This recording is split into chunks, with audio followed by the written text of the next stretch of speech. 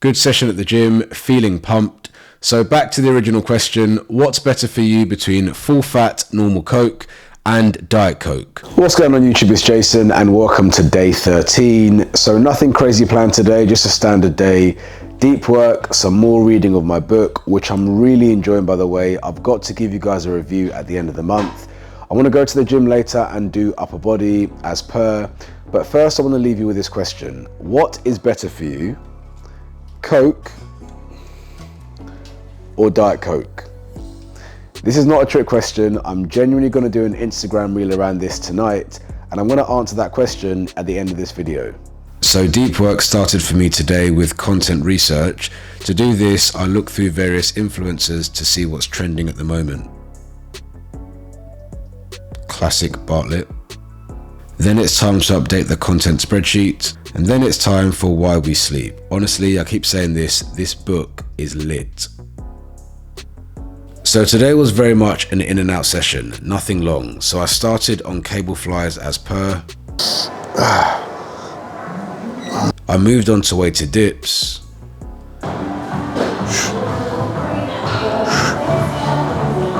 And then I finished on seated lateral raises. In and out, nothing more than 20 minutes. Good session at the gym, feeling pumped. So back to the original question, what's better for you between full fat normal Coke and Diet Coke? I threw in Coke Zero as well because that covers all the different types of Coke. Now, a lot of people would say that normal Coke is better for you because of all the ingredients that are contained in Diet Coke. And because Diet Coke has aspartame in, and aspartame has been shown to increase cancer risk, then obviously full fat Coke is better for you. But not so fast. Firstly, when it comes to Coke, neither of them are much better than the other, to be honest. Both are nutritionally very poor. Let's make that really clear. But that being said, there is nuance. If your diet is quite high in sugar, being very honest and frank, then Diet Coke or Coke Zero might be a better option for you because the sugars in the standard Coke may well tip your blood sugars over the edge. If you're someone who's more conservative with their sugar intake, then it doesn't really matter which one you choose. Whether you choose Diet Coke, Coke Zero, or the full fat Coke, as long as you're not having it too frequently, it shouldn't really touch the sides either way. But what about aspartame? I hear that it causes cancer. Yeah, the thing with that, I did a video on this, it is context based.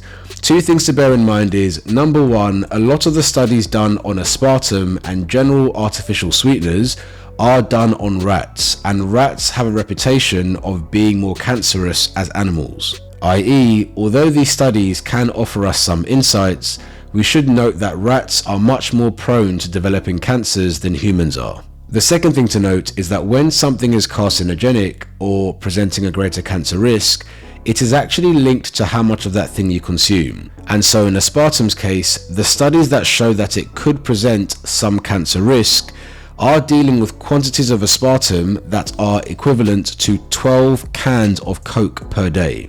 And so yes, it does present some risk, but unless you're consuming 12 cans of Diet Coke per day, the vast majority of us should be fine. So yeah, basically, too much sugar isn't good for you, whether it's Coke or anything else. The artificial sweeteners, particularly aspartame in Diet Coke, although we're getting scaremongered in the media, most of us don't have anything to worry about unless we're drinking 12 cans of Coke per day. So that is everything. Hope you enjoyed this video. Don't forget to like it if you did. Please subscribe to my channel to follow me on this journey, and I'll see you again tomorrow.